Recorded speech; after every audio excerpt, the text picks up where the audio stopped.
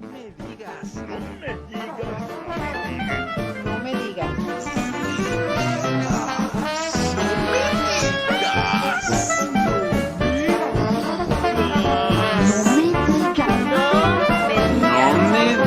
Café con sabor amargo.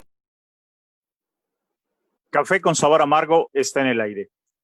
Señores, gracias por estar con nosotros como cada jueves en un programa de Café con sabor amargo. Con el gusto de tenerlo, como siempre, al ingenierazo David Alpizar. Gracias, Inge, como todo jueves. Gracias, Gerardo. Un gusto estar nuevamente con la gente que nos hace el favor de vernos y oírnos cada jueves. Se pasa rápido el tiempo, ¿eh? Se pasa rápido el tiempo.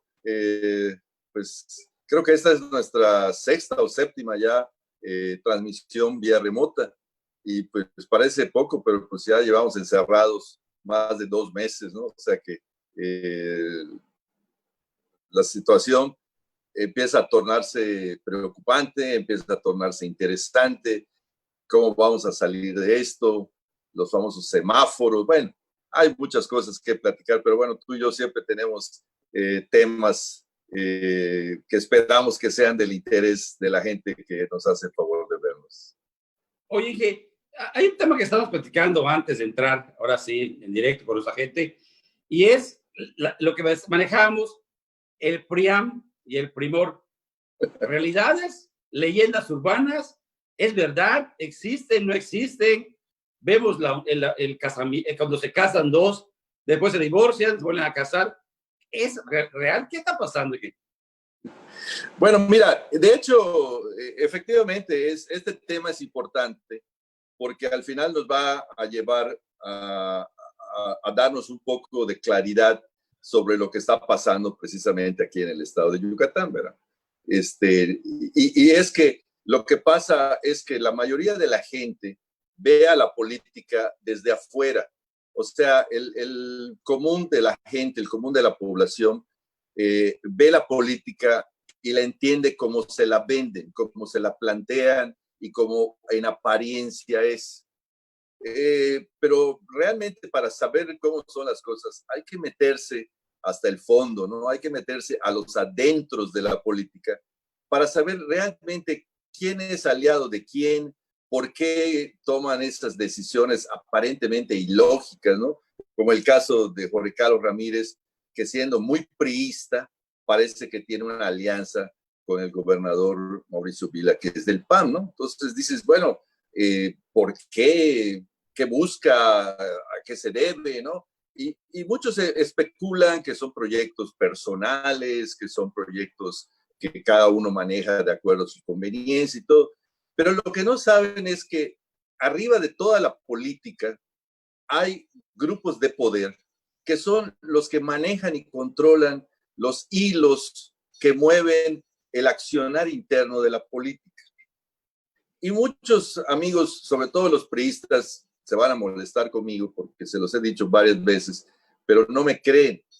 O sea, el PRIAM para mí es una realidad y es una realidad muy cierta desde que Carlos Salinas en el 88, para legitimizar su presidencia, se vendió a los poderes fácticos que dominaban al PAN, o sea, básicamente al poder económico. Y a cambio de eso, pues les fue dando cada día más jugada al PAN.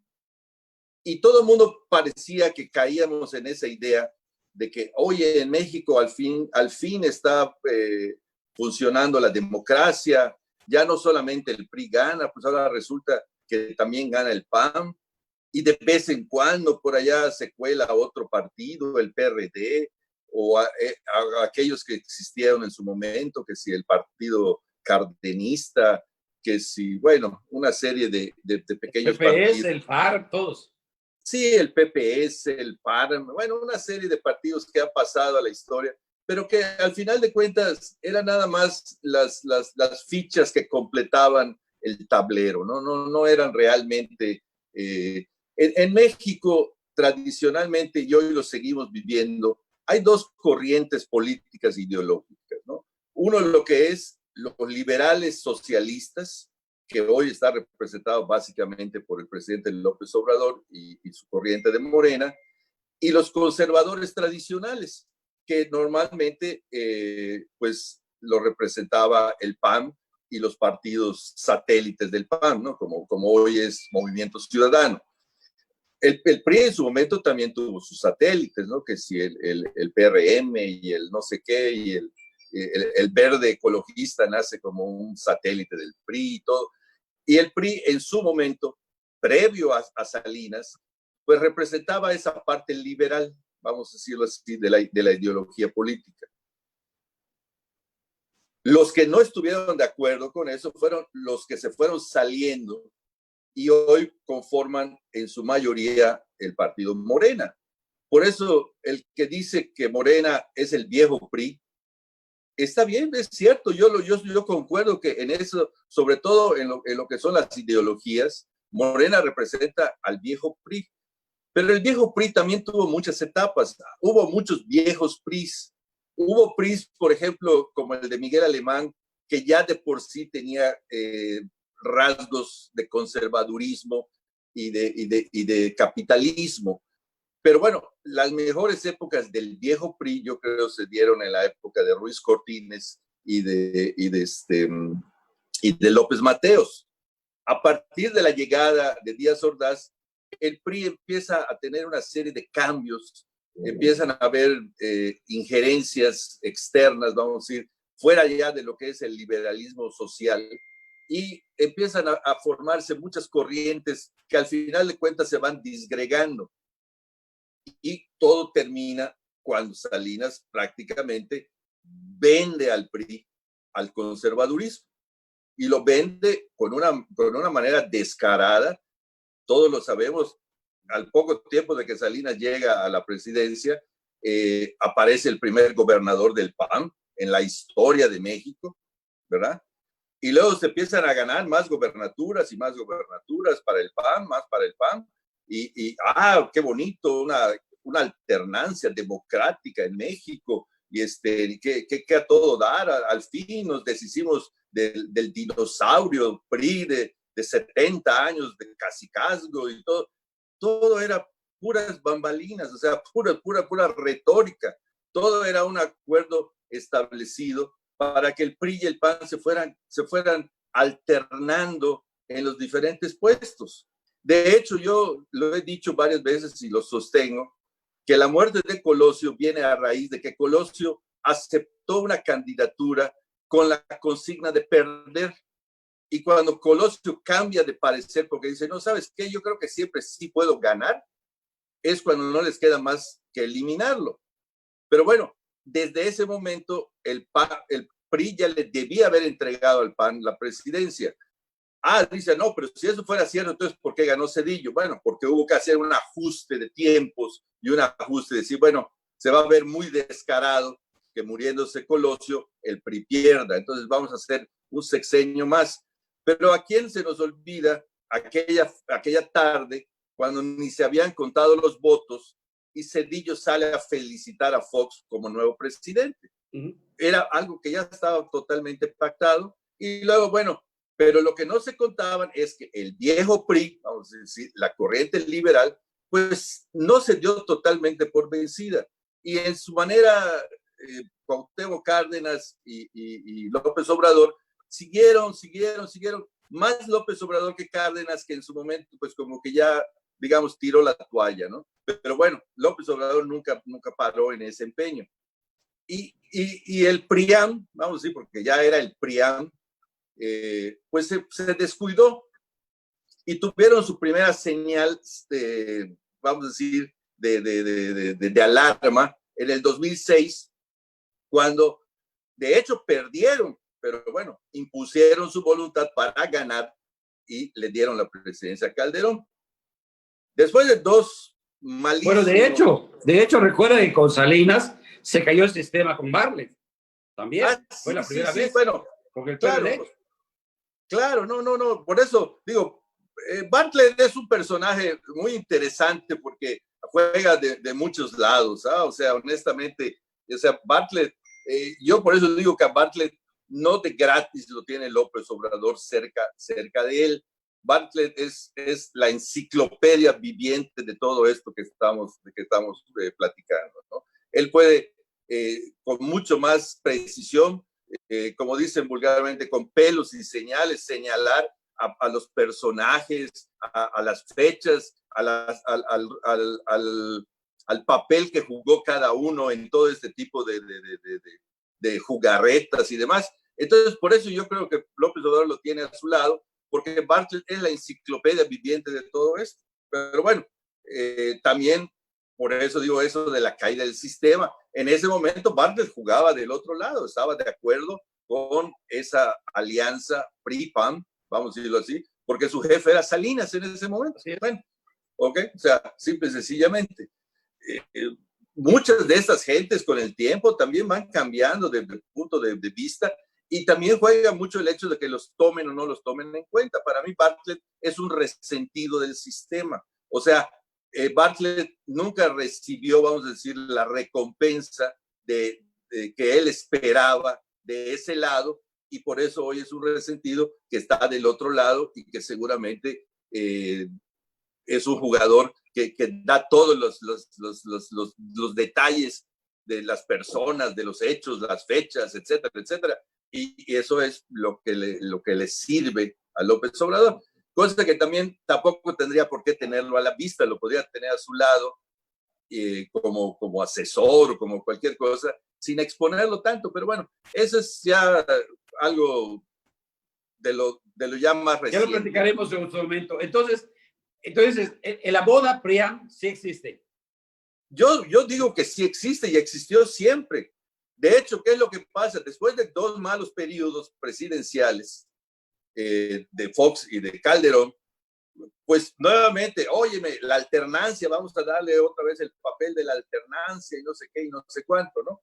Y meten a Peña como una cuña, vamos a decirlo así, y pues regresó el PRI, qué bueno, porque pues después de 2 periodos malos del PAN, pues bueno, y luego pues Peña hace un papel desastroso, y cuando finalmente el PRIAM pierde la presidencia, le echan toda la culpa a Peña, porque como fue el último, fue, digamos, la gota que derramó el vaso.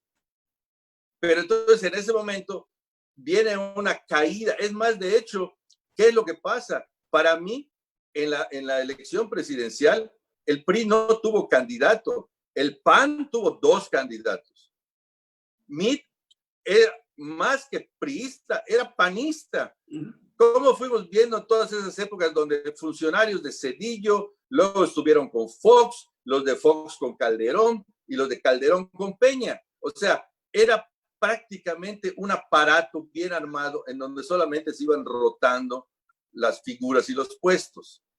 Entonces, José Antonio Meade, de hecho, esta es una teoría que yo he leído en los medios, de que de hecho existía una alianza, un acuerdo entre Anaya y Meade, de que llegado determinado momento, el que estuviera más adelante, el otro iba a declinar en favor del otro.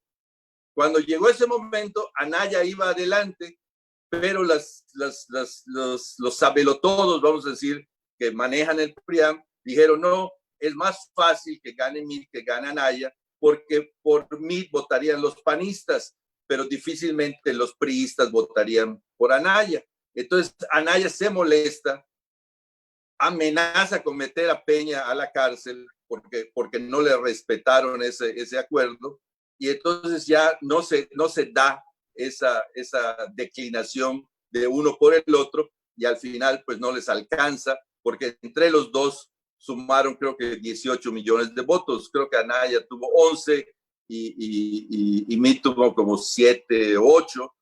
Llegaron a 19 contra los 30 millones que tuvo López Obrador, pues allá dieron cuenta clara que pues no se alcanza, ¿no? Y a partir de eso empieza una disgregación del PRI, porque el PRI resultó ser el gran perdedor.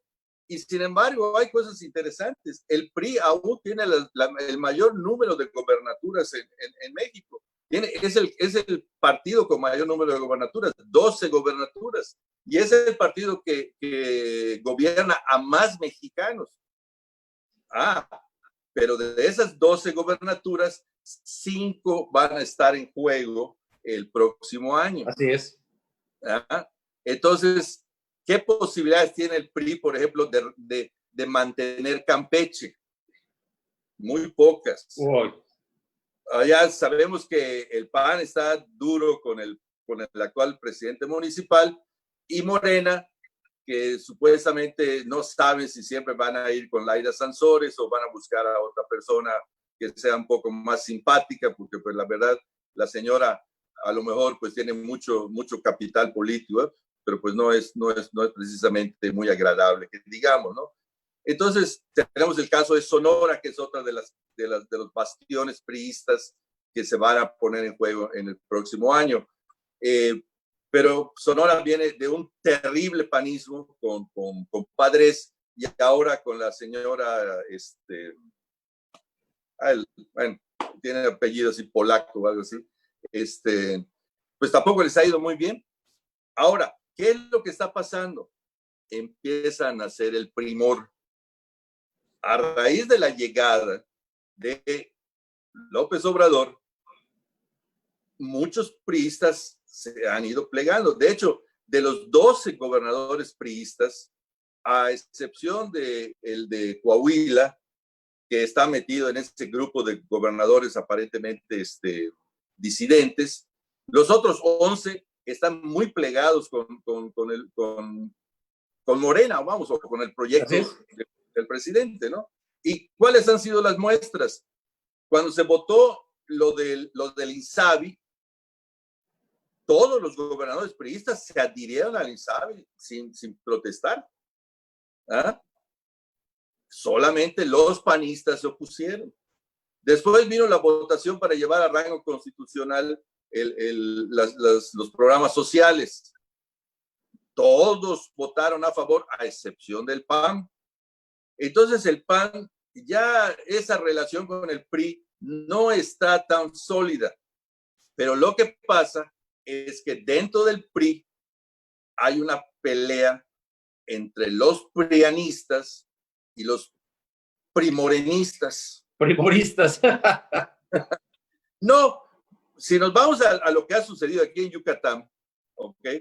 Cuando se jugó la presidencia estatal, Panchito Torres representaba a los del PRIAM y Bono Ortega era parte, y bueno, hasta antes que se saliera del PRI, era parte del PRIAM. O sea, ella llega a la gobernatura gracias a Calderón, porque como Calderón también necesitaba el apoyo del PRI, le dijeron, bueno, pero vas a tener que dar Yucatán, y entonces dan Yucatán para que el PRI se compense por no haber ganado la presidencia o por haber dejado paso libre a Calderón en la presidencia. Y Bono Ortega es PRIAM, no nos perdamos de vista. Entonces se juega la estatal, PRIAM contra Primor. Gana el PRIAM, ¿por qué? Porque Yucatán sigue siendo bastante panista. O sea, hay mucha fuerza del panismo en Yucatán. Y entonces, sí, la estatal la gana el PRIAM, pero luego cuando se van a la nacional, entonces gana el Primor, porque no van a decir que AMLito es verdaderamente ajeno a López Obrador. O sea, cuando López Obrador llega a la presidencia, curiosamente, aquel que lo había insultado y lo había amenazado y todo, rápidamente llega a la presidencia de la CONAGUA. Y luego, pues cuando se trataba de dilucidar quién se iba a quedar con el PRI, pues obviamente hasta le ofrecen tranquilamente dejar la gobernatura de Campeche para hacerlo presidente nacional del PRI. Y eso es lo que vimos aquí en el Congreso del Estado. Por eso yo no creo que Ivonne Ortega haya tenido nada que ver con lo que sucedió en el Congreso. No, está muerta. Ella no representa nada del PRI. A menos que por estar molesta con el PRIAM, hoy doña Ivonne esté coqueteando con el Primor. Recordemos que la señora es muy acomodadiza. Entonces, no me extrañaría que al salirse del PRI, PRIAM, digamos, ya no encontró no ha encontrado un acomodo y esté coqueteando con el primor, porque sí hay gentes que supuestamente son gente de Ivonne Ortega, que hoy, vamos, se vieron como parte del primor, y no sé si le pidieron permiso a ella o lo habían consensuado con ella su posición, pero al final de cuentas, bueno, habría que ver. Ahora, ¿es Rolando Zapata parte ya del primor o sigue siendo parte del PRIAM? Ahí es donde está la clave. ¿Por qué? Porque Rolando Zapata no negoció la gobernatura con Vila. A Rolando Zapata le dieron la orden de abrirle paso a Vila desde la alcaldía, pero no lo hizo porque fue su decisión. Aquí tratamos muchas veces de decir, no, es que a nivel local influyó doña Ivonne, o influyó Rolando, o influyó... No nos perdamos. Esas son decisiones que se toman a nivel de cúpulas. Y a nivel de cúpulas fue cuando dijeron, el Yucatán es para el PAM, y hay que ver que sea para el PAM. Y tú, Rolando, le vas a abrir camino. Primero lo vas a hacer alcalde, lo vas a apoyar, lo vas a hacer todo, y luego le vas a abrir camino para la gobernatura. ¿No lo quieres hacer? ¿Ya viste dónde está Borges? ¿Ya viste dónde está Duarte? Tú decides. ¿Por qué? Porque dentro del PRIAM habían chivos expiatorios. Estos gobernadores en su momento eran sacrificados para dar una imagen de combate a la corrupción. Entonces, por eso Borges, Duarte, el otro Duarte, Moreira, bueno, también le tocó al PAN con Padres, hicieron malas cosas y todo, a la cárcel, para que vean que este gobierno no solapa la corrupción. Todo era fingido, todo era parte de una estructura. Entonces, ahí esta es la respuesta que estamos buscando los yucatecos. ¿A quién le responde Mauricio Vila? Tiene patrones, tiene jefes en la Ciudad de México que son los que lo llevaron a la gobernatura. Le impusieron a esta Michelle Friedman y la han sostenido, porque Michelle Friedman no está para promover a Yucatán, Michelle Friedman está para promover a Mauricio Vila. Y están cuidando a Mauricio Vila porque es de los gobernadores que embonan su término de mandato estatal con el término presidencial. Entonces, muchos otros fuertes como Corral de Chihuahua, Domínguez de Querétaro y Cabeza de Vaca de Tamaulipas, todos se van en el 21 o en el 22, y lo más probable es que los traten de hacer diputados federales para que no se salgan totalmente de la jugada. Pero bueno, los que casan son básicamente Diego Rodríguez de Guanajuato y Mauricio Vila, y por ahí se quiere colar Alfaro, que aunque no es propiamente PAM, pero pues sabemos que el Movimiento Ciudadano es un apéndice del PAM.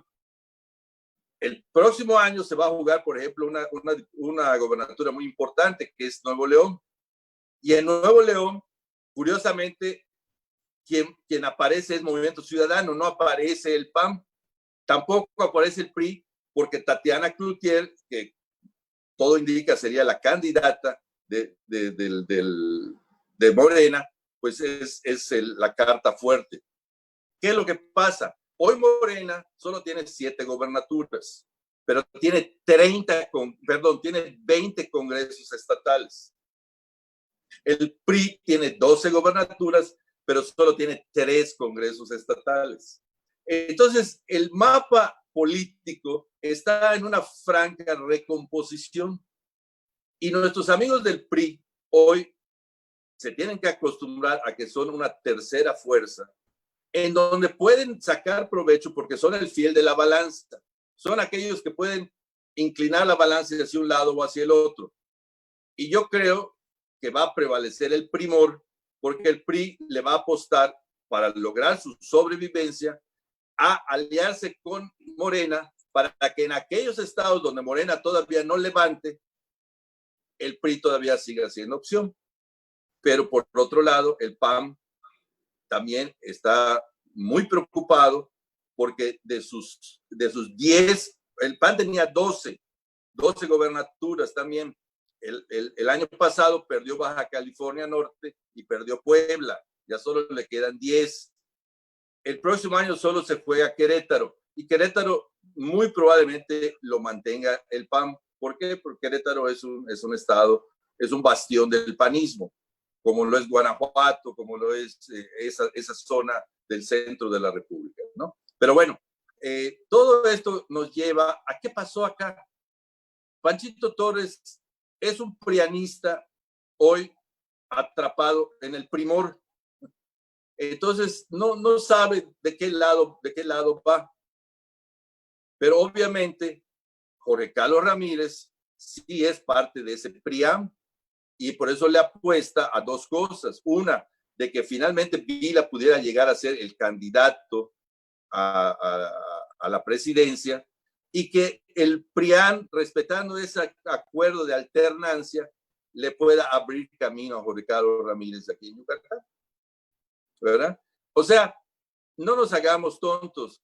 El PRIAM y el Primor no son una leyenda urbana, son la realidad porque son lo que representa hoy las dos corrientes políticas ideológicas que prevalecen en México. Qué curioso que el PRI, después de perder, ya no fue la segunda, sino bajó rápidamente hasta el tercer lugar. ¿Por qué? Porque siempre la corriente ideológica del conservadurismo clásico la ha representado el PAN y la va a seguir representando. No se la va a dar a nadie más, ¿verdad? Entonces, ese es el escenario. Eso es lo que estamos viendo. Por eso vemos un gobernador aquí en Yucatán que parece voluntarioso, que hace las cosas, pero no las hace porque las decide, las hace porque se las dicen, se las dictan gentes que son los supuestos estrategas de que lo están cuidando como un posible polluelo que pudiera llegar a la presidencia. Pero tampoco la tiene fácil porque este Diego Rodríguez de Guanajuato no se deja tampoco, ¿no? Y el señor Alfaro de Jalisco, que repito, aunque no es propiamente del PAN, pues sí es parte del PRIAM, vamos a decirlo así, porque el PRIAM tenía esas estrategias, hicieron gobernador al Bronco como independiente. ¿Quién se puede creer esa historia de la independencia del Bronco? O sea, por favor, o sea, era otro de tantas para dar esa imagen de democracia, de alternancias, de esto. Ah, mira, hasta los independientes pueden ganar en México ahora. Por favor, no nacimos ayer, no estamos chupándonos los dedos, ¿no? O sea, el Bronco llegó gracias al PRIAM. O sea, ¿por qué? Porque ni el PRI ni el PAN tenían un buen candidato y dijeron, bueno, aquí vamos a inventar una cosa nueva y le vamos a llamar independencia, ¿no? Y eso es lo que yo veo, Gerardo.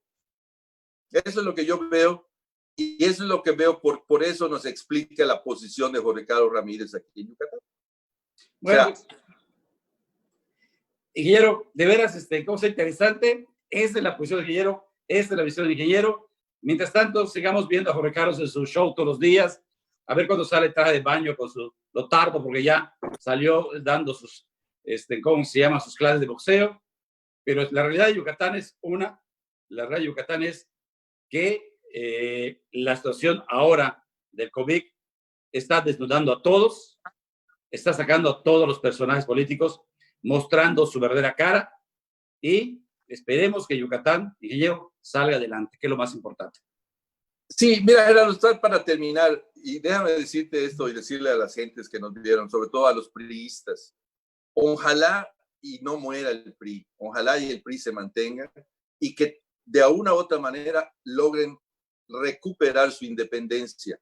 El sistema político mexicano necesita al PRI, necesita una tercera opción, porque hoy estamos viendo dos opciones muy polarizadas, muy tiradas hacia un lado y hacia el otro.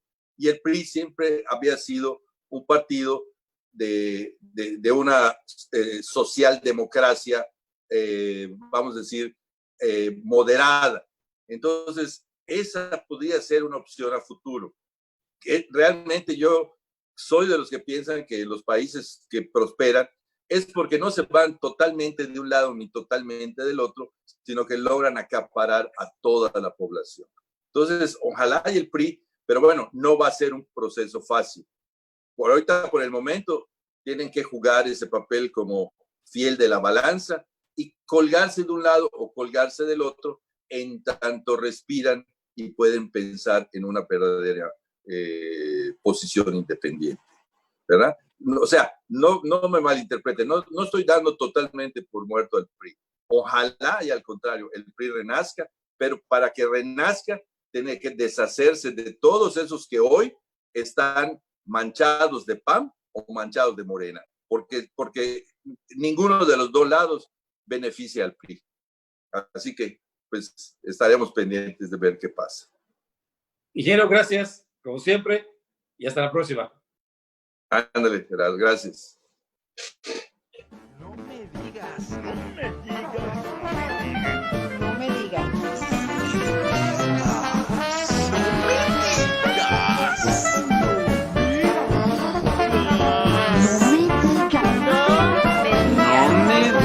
Café con sabor amargo.